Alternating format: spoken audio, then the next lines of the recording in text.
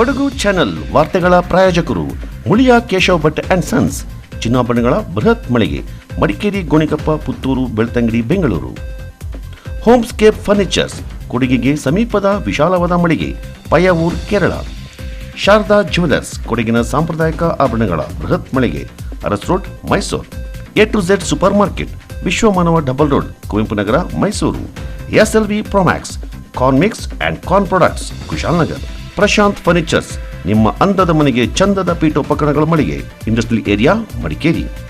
ಫ್ಯಾಬಿನ್ಸ್ family restaurant, ಬೆಕಾಚಿ resto cafe, always cell tower, Kohinoor ರಸ್ತೆ, ಮಡಿಕೇರಿ. ಪೊನ್ನಂಪೇಟೆಯಲ್ಲಿ 8.60 ಕೋಟಿ ರೂಪಾಯಿ ವೆಚ್ಚದಲ್ಲಿ ನೂತನವಾಗಿ ನಿರ್ಮಿಸಲಾಗುವ ಪ್ರಜಾಸೌಧ ತಾಲೂಕು ಆಡಳಿತ ಭವನ ನಿರ್ಮಾಣಕ್ಕೆ ಕಂದಾಯ ಸಚಿವರಾದ ಕೃಷ್ಣ ಭೈರೇಗೌಡ, ಮುಖ್ಯಮಂತ್ರಿ ಅವರ ಕಾನೂನು ಸಲಹೆಗಾರ ಹಾಗೂ ವಿರಾಜಪೇಟೆ ಶಾಸಕರಾದ AS ಪೊನ್ನಣ್ಣ ಅವರು ಶುಕ್ರವಾರ ಭೂಮಿ ಪೂಜೆ ನೆರವೇರಿಸಿದರು. ಮಾನ್ಯ ಕಂದಾಯ ಸಚಿವರವರು ಆಗಮಿಸಿದ್ದಾರೆ. ಅವರಿಗೆ ಆತ್ಮೀಯವಾದ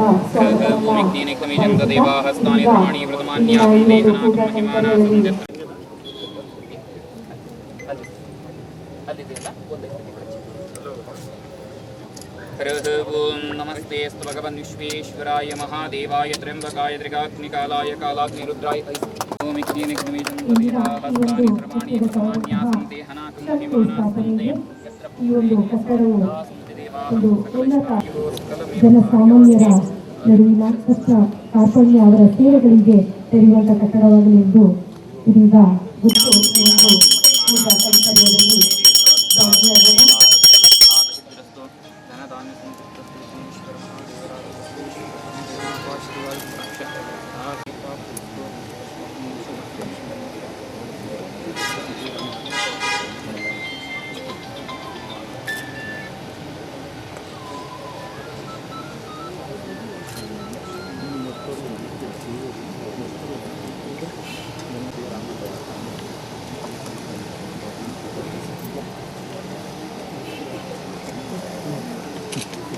ಬಯಸ್ತದೆ ಏನು ಕೆಲವೇ ಕ್ಷಣಗಳಲ್ಲಿ ಇಂದಿನ ಈ ಒಂದು ಕಾರ್ಯಕ್ರಮದ ಮುಖ್ಯ ಹಂತವಾದಂತಹ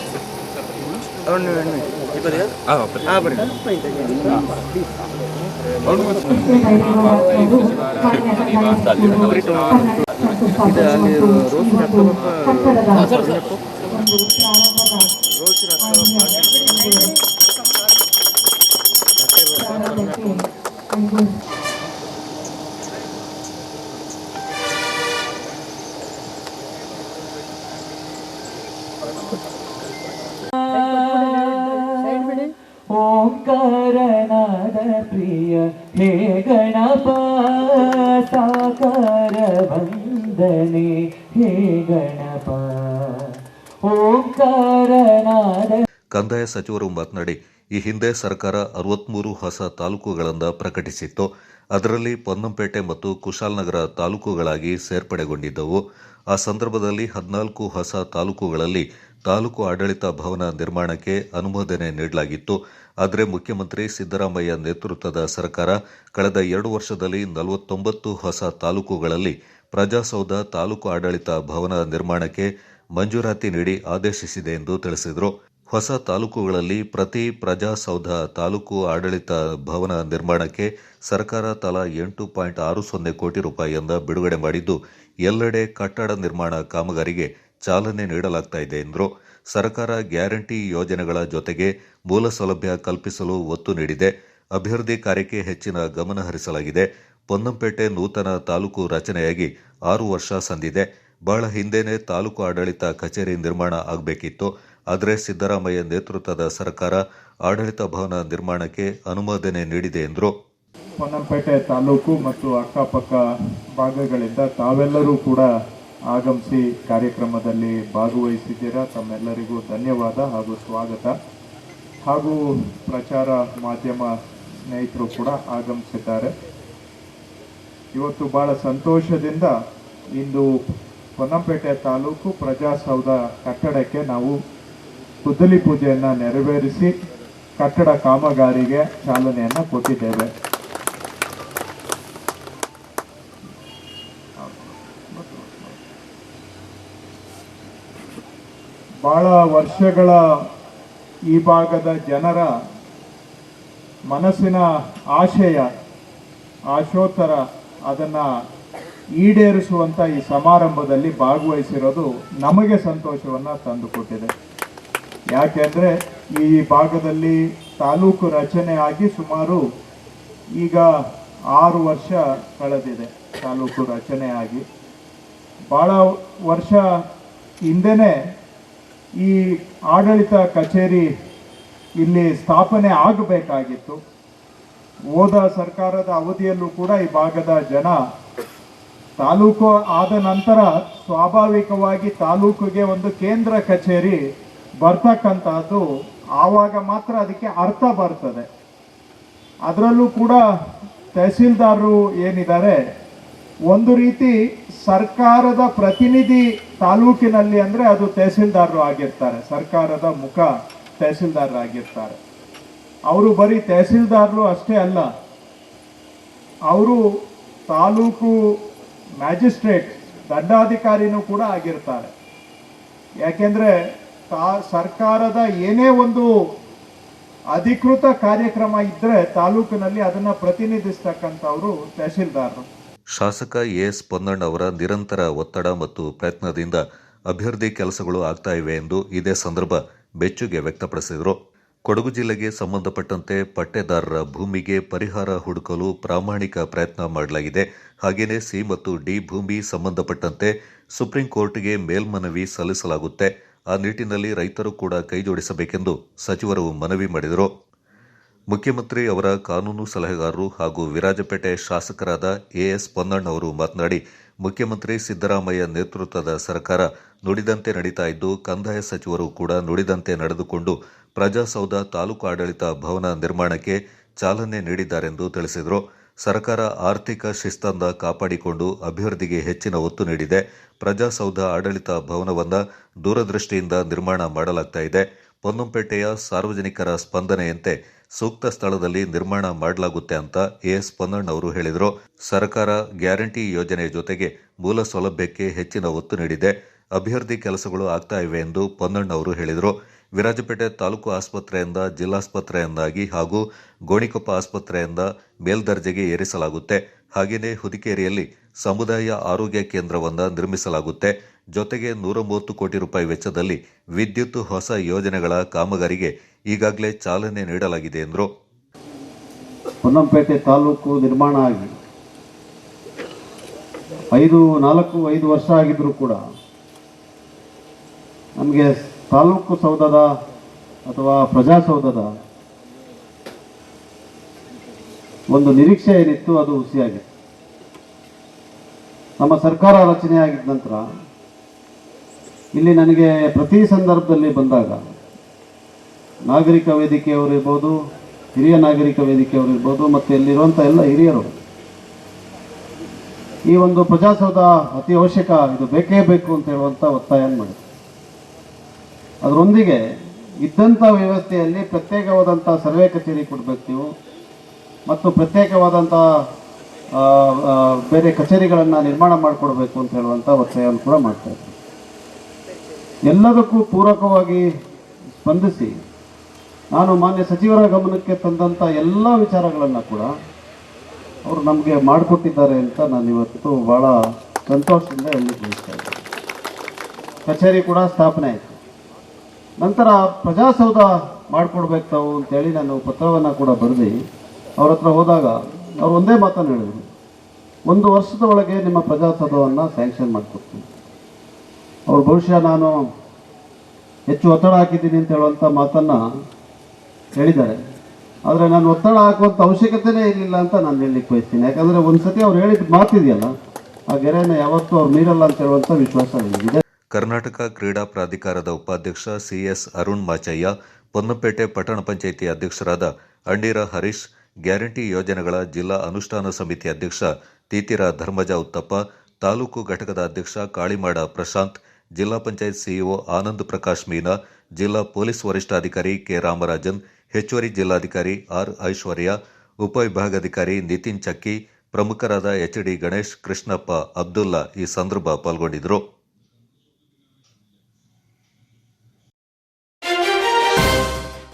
ವೈದ್ಯೋ ನಾರಾಯಣೋ ಹರಿ ಅಂದರೆ ವೈದ್ಯರನ್ನ ದೇವರೆಂದು ಪ್ರಾಣರಕ್ಷಕರೆಂದು ಕರೀತಾರೆ. ಆದರೆ ಇಲ್ಲೋರ್ವ ವೈದ್ಯ ನೀಡಿರೋ ಚಿಕಿತ್ಸೆಗೆ ಬಾಳಿ ಬದುಕಬೇಕಾದ ಯುವಕನೊಬ್ಬ ದೇವರ ಪಾದ ಸೇರಿಬಿಟ್ಟಿದ್ದಾನೆ. ಹೀಗೊಂದು ದುರ್ಘಟನೆ ನಡೆದಿರೋದು ಕೊಡಗು ಜಿಲ್ಲೆ ಕುಶಾಲನಗರ ತಾಲೂಕಿನ ಸುಂಟಿಕೊಪ್ಪದಲ್ಲಿ. ಹೀಗೆ ಚಿಕಿತ್ಸೆಗೆಂದು ಹೋಗಿ ಹೆಣವಾಗಿ ಮಲಗಿರೋದು ಮೂಲತಃ ಸುಂಟಿಕೊಪ್ಪದ ನಿವಾಸಿ ಜೀಪ್ ಚಾಲಕ 34 ವರ್ಷದ ವಿನೋದ್ ಎಂಬಾತ. ವಿನೋದ್ ಸುಂಟಿಕೊಪ್ಪದಲ್ಲಿ ಜೀಪ್ ಚಾಲಕನಾಗಿದ್ದ. ಸಂಜೆ ಸೊಂಟ ಹಾಗೂ ಭುಜ ನೋವೆಂದು ಸುಂಟಿಕೊಪ್ಪದ ಡಾಕ್ಟರ್ ಯಶೋಧರ ಪೂಜಾರಿಗೆ ಸೇರಿದ ಖಾಸಗಿ ಕ್ಲಿನಿಕ್ಗೆ ಚಿಕಿತ್ಸೆಗೆ ತೆರಳಿದ್ದಾರೆ. ಚಿಕಿತ್ಸೆಗೆಂದು ತೆರಳಿದ ಯುವಕನಿಗೆ ಅಲ್ಲಿನ ವೈದ್ಯರು ಇಂಜೆಕ್ಷನ್ ನೀಡಿದ್ದಾರೆ. ಒಂದು ಇಂಜೆಕ್ಷನ್ ನೀಡಿದ 5 ನಿಮಿಷದ ಬಳಿಕ ಮತ್ತೊಂದು ಇಂಜೆಕ್ಷನ್ ನೀಡಿ ಮನೆಗೆ ಕಳಿಸಿದ್ದಾರಂತೆ. ಮನೆಗೆ ಹೋಗ್ತಾ ಇದ್ದಂತೆ ವಿನೋದ್ ತೀವ್ರವಾಗಿ ಅಸ್ವಸ್ಥಗೊಂಡಿದ್ದಾನೆ. ತಕ್ಷಣವೇ ಕುಟುಂಬಸ್ಥರು ಯುವಕನನ್ನ ಮಡಿಕೇರಿಯ ಜಿಲ್ಲಾಸ್ಪತ್ರೆಗೆ ಕರೆತಂದಿದ್ದಾರೆ. ಆದರೆ ಆಸ್ಪತ್ರೆಗೆ ಬರುವಷ್ಟರಲ್ಲಿ ಯುವಕನ ಪ್ರಾಣ ಪಕ್ಷಿ ಹಾರಿ ಹೋಗಿರುವುದಾಗಿ ವೈದ್ಯರು ಸ್ಪಷ್ಟಪಡಿಸಿದ್ದಾರೆ. ಸದ್ಯ ಯುವಕನ ಮೃತದೇಹ ಮಡಿಕೇರಿಯ ಜಿಲ್ಲಾಸ್ಪತ್ರೆಗೆ ರವಾನಿಸಲಾಗಿದ್ದು, ಸುಂಟಿಕೊಪ್ಪ ಪೊಲೀಸರು ಭೇಟಿ ನೀಡಿ ಪರಿಶೀಲನೆ ನಡೆಸಿದ್ದಾರೆ. ಯುವಕನ ಸಾವಿಗೆ ವೈದ್ಯರು ಮಾಡಿದ ಎಡವಟ್ಟೆ ನೇರ ಕಾರಣ. ವೈದ್ಯರ ಎಡವಟ್ಟಿನಿಂದಲೇ ಯುವಕನ ಸಾವಾಗಿರುವುದಾಗಿ ಕುಟುಂಬಸ್ಥರು ಆರೋಪಿಸಿದ್ದು, ವೈದ್ಯರ ವಿರುದ್ಧ ಕ್ರಮಕ್ಕೆ ಆಗ್ರಹಿಸಿದ್ದಾರೆ. ಅವರು ಹಾಸ್ಪಿಟ್ಲ್ ಹತ್ರ ಕರ್ಕೊಂಡು ಹೋಗೋದು 5:15 ಸರ್. 5:15 ಕರ್ಕೊಂಡು ಹೋಗಿ ಈ ಕಡೆ ಸೈಡ್ ನೋವು ಅಂತ ಹೇಳ್ದ. ಸೈಡ್ ನೋವು ಸರ್ ಅಂತ ಹೇಳಿದ್ವಿ, ಡಾಕ್ಟರ್ ಹತ್ರ ಹೇಳಿದ್ವಿ. ಅವರು ಕರ್ಕೊಂಡೋಗಿ ಒಳಗಡೆ ನೋಡಿದ್ರು, ಶೋಲ್ಡ್ರಲ್ಲಿ ಹಿಂಗೆ ಮಾಡಿ ಅಂತ ಹೇಳಿದ್ರು. ಮಾಡಾದ್ಮೇಲೆ ಆಯಿತು ಮಲ್ಕೋ ಅಂತ ಹೇಳಿದ್ರು. ಟೆಸ್ಟಲ್ಲಿ ಮಾಡಿದ್ರು. ಮಾಡಿಬಿಟ್ಟು ಇಂಜೆಕ್ಷನ್ ಮಾಡಿದ್ರು. ಇಂಜೆಕ್ಷನ್ ಮಾಡಾದ್ಮೇಲೆ ತಿರ್ಗಾ ನೋವು ಜಾಸ್ತಿ ಅಂತ ಹೇಳ್ದು. ಹೊರಗಡೆ ಕುಣಿಸ್ತು, ನೀರು ಕುಡಿಸ್ಬಿಟ್ಟು ಟ್ಯಾಬ್ಲೆಟ್ ತೊಗೊಂಡು ಬರ್ಕೊಟ್ಟು ಟ್ಯಾಬ್ಲೆಟ್ ತಂದು ಕೊಟ್ಟಿವಿ. ಟ್ಯಾಬ್ಲೆಟ್ ತಂದಾದ್ಮೇಲೆ ತಿರ್ಗಾ ಟ್ಯಾಬ್ಲೆಟ್ ನುಂಗಿಸಿದ್ಮೇಲೆ ಒಂದು 5 ನಿಮಿಷ ಆದಮೇಲೆ ನೋವು ಜಾಸ್ತಿ ಇದೆ, ಇನ್ನೊಂದು ಇಂಜೆಕ್ಷನ್ ಮಾಡ್ತೀವಿ ಅಂತ ಹೇಳಿದ್ರು. ಇಂಜೆಕ್ಷನ್ ಮಾಡಿದ್ರು. ತಿರ್ಗಾ ಒಂದು 5 ನಿಮಿಷ ಆದಮೇಲೆ ಇಂಜೆಕ್ಷನ್ ಹಾಕಿದ್ಮೇಲೆ ತಿರ್ಗಾ ಹೊರಗಡೆ ಬಂದು ಕೂತ್ಕೊಂಡು ನಾನು ಹೇಳಿದೆ ಎಕ್ಸ್ಟ್ರಾ ಮಾಡ್ಸವ, ಏನು ನೋವು ಜಾಸ್ತಿ ಆಗಿದೆಯಲ್ಲ. ಅವನು ಬೇಡ ಅಂತ ಹೇಳಿದ್ರು. ಬೇಡ ಅಂದಾಗ ತಿರ್ಗಿ ನಾವು ಅಲ್ಲೇ ಬಂದು ಹೊರಗಡೆ ಇಂಜೆಕ್ಷನ್ ಮಾಡಿಸ್ಕೊಂಡು ಕೂರಿಸಾದ್ಮೇಲೆ ನಮ್ಮ ಹುಡುಗ ಮನೆಗೆ ಹೋಗೋಣ ಅಂತ ಹೇಳಿದೆ. ಮನೆಗೆ ಹೋಗಿ ಅಷ್ಟೇ. ಮನೆಗೆ ಹೋಗಿದ್ಮೇಲೆ ಮತ್ತೆ ಅವನು ಎಲ್ಲ ಕಾಲು ಕೈಯಲ್ಲಿ ಹೋದ್ರಕ್ಕೆಬಿಟ್ಟು ಮತ್ತೆ ಈಗ ಹಾಸ್ಪಿಟ್ಲಿಗೆ ತೊಗೊಂಬಂದ. ನಮ್ಮ ಇವ್ರಿಗೆ ಫೋನ್ ಮಾಡ್ದು, ಆಟೋ ತಗೊಂಬಂದ್ಬಿಟ್ಟು ತಗೊಂಡು ಬಂದ ಸರ್. ಆಟೋದಲ್ಲಿ ತೊಗೊಂಡು ಡಾಕ್ಟ್ರು ಬಂದಾಗ ಹೇಳ್ತೀವಿ ಸರ್ ಅಂತ. ಮನೆ ಕರ್ಕೊಂಡೋಗಿ ಎಷ್ಟೊತ್ತಿಗೆ ಅವರಿಗೆ ಸುಸ್ತಾಯಿತು? 5 ನಿಮಿಷ ಸರ್, ಜಾಸ್ತಿ ಏನಾಗಲ್ಲ. 5 ನಿಮಿಷ. ಸುಂಟಿಗೊಪ್ಪ ಮನೆ. ಏನಾಗಿರ್ಬೋದು ಅಂತ ಹೇಳಿ ಸರ್ ಏನಾಗಿದೆ ಅಂತ ಹೇಳಲಿಲ್ಲ ಸರ್ ಅವರು. ಇಂಜೆಕ್ಷನ್ ಮಾಡಿದ್ರು ಅಷ್ಟೇ. ಇಂಥದ್ದಾಗಿದೆ ಹಿಂಗಾಗಿದೆ ಅಂತ ಹೇಳಲಿಲ್ಲ ಅವರು. ಹೋಗಿದ್ದಾರೆ, ಅಕ್ಕನ ಜೊತೆಗೆ ಹೋಗಿದ್ದಾರೆ. ಕರ್ಕೊಂಡು ಹೋಗ್ಬೇಕಾದ್ರೆ ಇಂಜೆಕ್ಷನ್ ಕೊಟ್ಟಿದ್ದಾರೆ. ಇಂಜೆಕ್ಷನ್ ಕೊಟ್ಟಾಗ ಪೇಯ್ನ್ ಕಡಿಮೆ ಆಗಿದೆ ಅಂತ ಕೇಳುವಾಗ ಇಲ್ಲ ಅಂತ ಹೇಳುವಾಗ ಪುನಃ ವಿತಿನ್ ಸೆಕೆಂಡ್ ಇನ್ನೊಂದು ಇಂಜೆಕ್ಷನ್ ಕೊಟ್ಟಿದ್ದಾರೆ. ಕೊಟ್ಟುಬಿಟ್ಟು ಟ್ಯಾಬ್ಲೆಟ್ ಕೊಟ್ಟಿದ್ದಾರೆ. ಟ್ಯಾಬ್ಲೆಟ್ ಇವನು ತುಂಬ ಸುಸ್ತು ಅಂತ ಹೇಳುವಾಗ ಮನೆ ಕರ್ಕೊಂಡೋಗಿ ಎಲ್ಲ ಸರಿ ಆಗ್ತಾರೆ, ರೆಸ್ಟ್ ಮಾಡಿದರೆ ಸರಿ ಆಯ್ತಾರೆ ಅಂತ ಮನೆ ಕರ್ಕೊಂಡೋಗಿದ್ದಾರೆ. ಮನೆ ಕರ್ಕೊಂಡೋಗಿ ಆಗಿದೆ ಅಷ್ಟೊತ್ತಿಗೆ ನನ್ನ ಫ್ರೆಂಡ್ ಇನ್ನೊಬ್ಬ ಬಂದು ಹೇಳ್ದ, ನಿನ್ನ ಅಕ್ಕನ ಮಗ ವಿನೋದಿಗೆ ತುಂಬ ಸುಸ್ತಾಗಿದೆ, ಅರ್ಜೆಂಟ್ ಬಾ ಹಾಸ್ಪಿಟ್ಲಿಗೆ ಕರ್ಕೊಂಡು ಹೋಗ್ಬೇಕಂತ. ಹಾಗೆ ನಾನು ಮನೆಗೆ ಹೋಗಿ ಹಾಸ್ಪಿಟ್ಲಿಗೆ ಇಲ್ಲಿ ಕರ್ಕೊಂಬಂದೆ. ಇಲ್ಲಿ ಕರ್ಕೊಂಬರ್ಬೇಕಾದ್ರೆ ಹಾಸ್ಪಿಟ್ಲಲ್ಲಿ ಇಲ್ಲಿ ಮಡಿಕೇರಿ ಜಿಲ್ಲಾಸ್ಪತ್ರೆ ಹೇಳ್ತಿದ್ರೆ ಅವರು ಡೆತ್ ಆಗಿದ್ದಾರೆ ಅಂತ ಹೇಳ್ತಿದ್ದಾರೆ. ಯಾಕೆಂತ ಹೇಳಿದ್ರೆ ನಾವು ಹಾಸ್ಪಿಟ್ಲಿಗೆ ಕರ್ಕೊಂಡೋಗಿದ್ದಲ್ಲದೆ ಬೇರೆ ಎಲ್ಲೂ ಕರ್ಕೊಂಡೋಗಿಲ್ಲ, ಮನೆಗೇ ಕರ್ಕೊಂಡೋಗಿದ್ದು. ಕಂಪ್ಲೇಂಟ್ ಅಂತಂದರೆ ಈ ರೀತಿ ಭಾರತೀಸ್ ಅವ್ರದ್ದು ಗ್ಯಾಸ್ ಅಂಗಡಿಲಿ ಕೆಲಸ ಮಾಡುವಂಥ ಸಸಿ ಅಂತ ಹೇಳೋರಿಗೆ ಇದೇ ರೀತಿ ಇಂಜೆಕ್ಷನ್ ಕೊಟ್ಟು ಈ ರೀತಿ ಆಗಿದೆ. ಮತ್ತು ಮೊದಲು ಸುಂಟಿಗೊಪ್ಪಲ್ಲಿ ಸುಮಾರು ಇದೆ. ಯಾಕೆಂತಂದರೆ 1-2 ಅಲ್ಲ, ನೀವು ಅಲ್ಲಿ ಬಂದು ವಿಚಾರಿಸಿದರೆ ಹೇಳ್ತಾರೆ, ಸುಮಾರು ಇದೆ ಅವ್ರದ್ದು, 1-2 ಏನಲ್ಲ. ಅವ್ರದ್ದೇ ಸ್ವಂತ ಜೀಪಲ್ಲಿ ಡ್ರೈವರಾಗಿ ಕೆಲಸ ಮಾಡ್ತಾರೆ. ನೀವೇನು ಆಗ್ರಹಿಸ್ತೀರಾ ಈಗ? ನಾವು ಅದೇ ಯಾವ ಕಾರಣಕ್ಕೋಸ್ಕರ ನಮ್ಮ ಹುಡುಗ ತೀರೋದ ಅಂತೇಳಿ ನಮಗೆ ಸತ್ಯ ಗೊತ್ತಾಗಬೇಕು. ಯಾಕೆ ಇನ್ನು ಇದೇ ವೈದ್ಯರು ಹಲವು ಸಮಯದಿಂದಲೂ ಸುಂಟಿಕೊಪ್ಪದಲ್ಲೇ ವೈದ್ಯರಾಗಿದ್ದು, ಇವರ ಬಳಿ ಚಿಕಿತ್ಸೆಗೆ ತೆರಳಿದವರು ಕೂಡ ಒಂದಷ್ಟು ಸಮಸ್ಯೆಗೆ ಒಳಗಾಗಿದ್ದಾರೆಂದು ಸೂಕ್ತ ಕ್ರಮಕ್ಕೆ ಆಗ್ರಹಿಸಿದ್ದಾರೆ.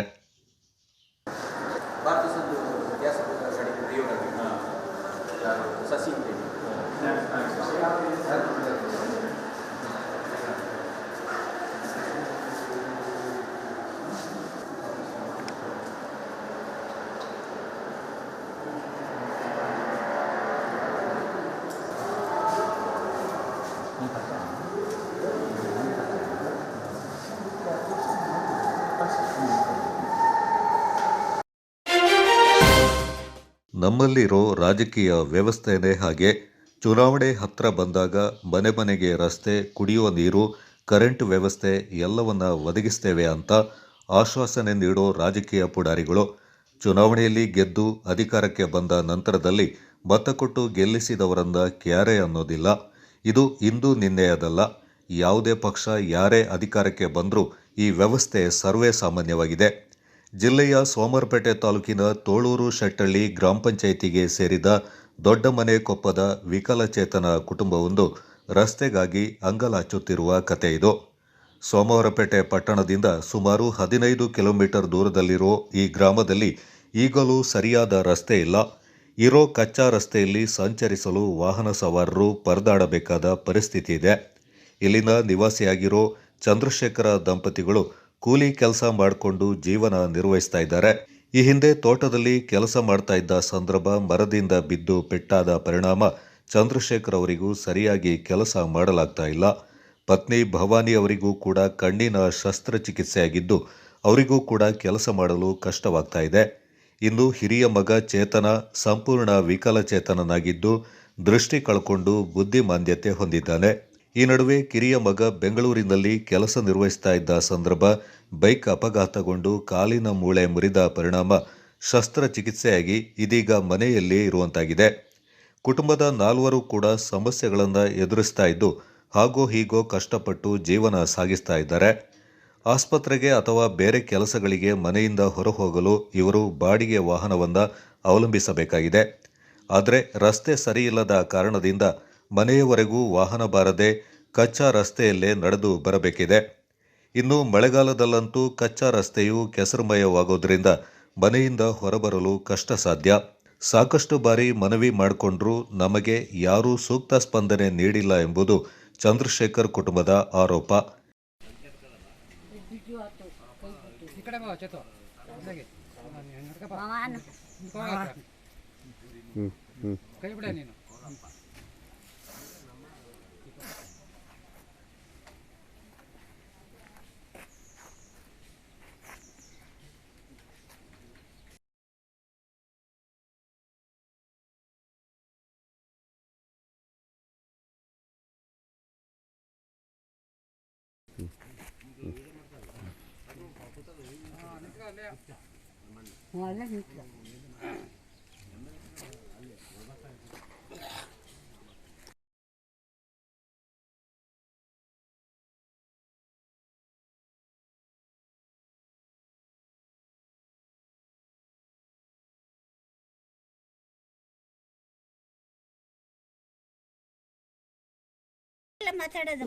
ರೋಡ್ ಬೇಕಾ ನಿಮಗೆ? ತಿರ್ಗಾಡಕ್ಕೆ ರೋಡ್ ಬೇಕು.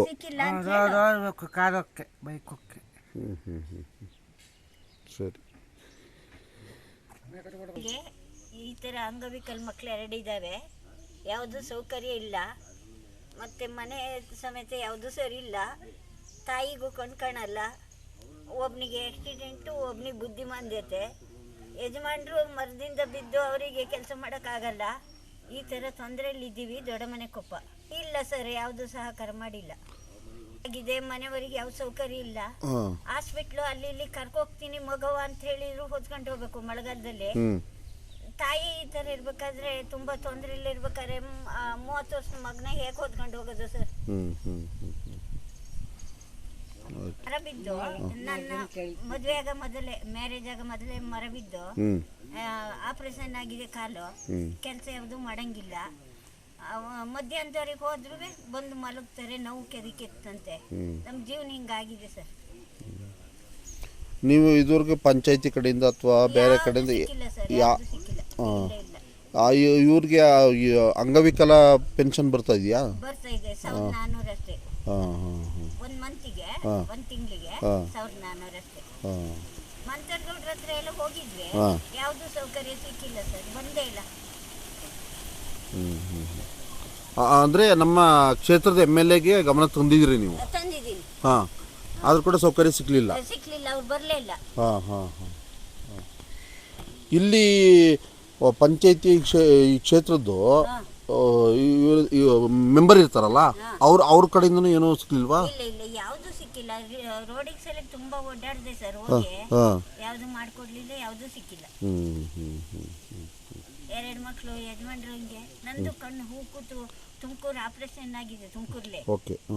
ಮತ್ತು ಆಗಿಲ್ಲ, ಅದು ಸಕ್ಸಸ್ ಆಗಿಲ್ಲ.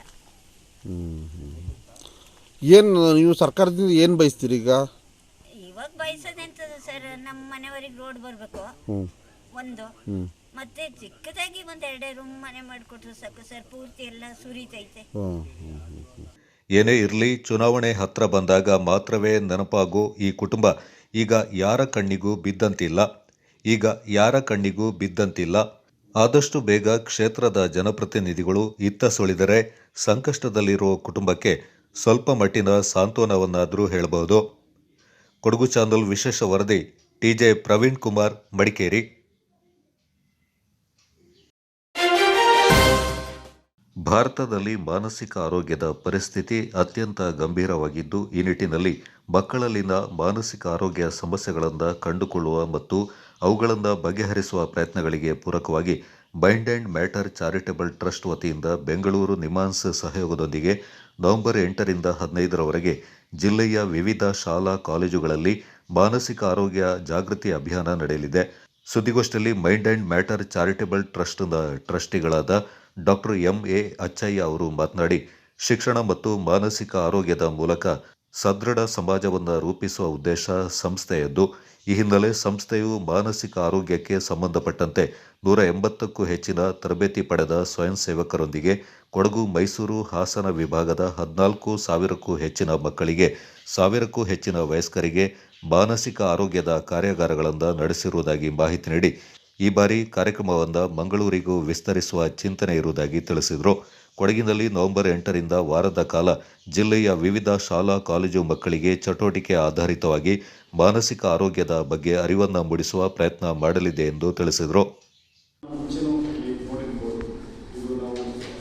ಪ್ರತಿ ವರ್ಷ ಒಂದು ಮೆಂಟಲ್ ಹೆಲ್ತ್ ಅವೇರ್ನೆಸ್ ಅನ್ನೋ ಒಂದು ಬ್ಯಾನರ್ ಅಂಡರ್ ಈ ಕಾರ್ಯಕ್ರಮ ನಡೆಸ್ತೀವಿ. ಇದು ಪ್ರತಿ ವರ್ಷ ನಾವು ಕೊಡಗು ಜಿಲ್ಲೆ ಹಾಗೂ ಹತ್ತಿರ ಇರುವಂಥ ಹಾಸನ ಹಾಗೂ ಮೈಸೂರು ಜಿಲ್ಲೆಗಳಲ್ಲಿ mental health awareness in schools and colleges, ಶಾಲೆ ಮತ್ತು ಕಾಲೇಜ್ಗಳಲ್ಲಿ ಮೆಂಟಲ್ ಹೆಲ್ತ್ ಅವೇರ್ನೆಸ್ನ ಮೂಡಿಸೋಕ್ಕೆ ಅಥವಾ ಮೆಂಟಲ್ ಹೆಲ್ತ್ಗೆ ಹೇಗೆ ಪೂರಕವಾಗಿ ಏನೇನು ಮಾಡಬಹುದು ಅನ್ನುವಂಥ ಕಾರ್ಯಕ್ರಮಗಳನ್ನೆಲ್ಲ ನಾವು ಹಮ್ಮಿಕೊಳ್ತೀವಿ ವರ್ಷಾನುವರ್ಷ.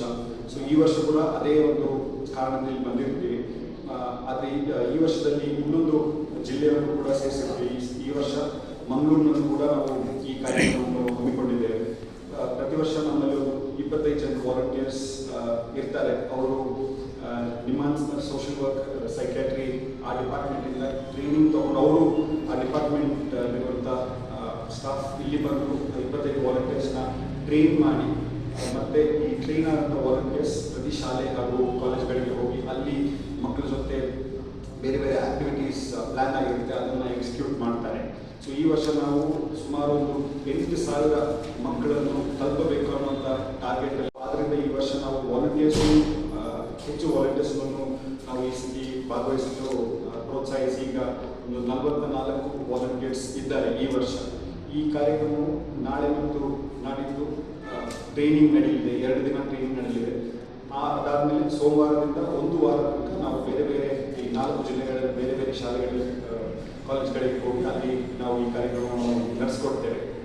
ಸೊ ಇದು ಈ ಕಾರ್ಯಕ್ರಮದ ಬಗ್ಗೆ. ಈಗ ಇದನ್ನು ನಾವು ಈ ಅದಾದಮೇಲೆ ನಾನು ಮೈಂಡ್ ಆ್ಯಂಡ್ ಮ್ಯಾಟರ್ ಬಗ್ಗೆ ಕೆಲವು ಮಾತುಗಳನ್ನ ಆಡಬೇಕು ಅಂತ ಇಷ್ಟಪಡ್ತೇನೆ.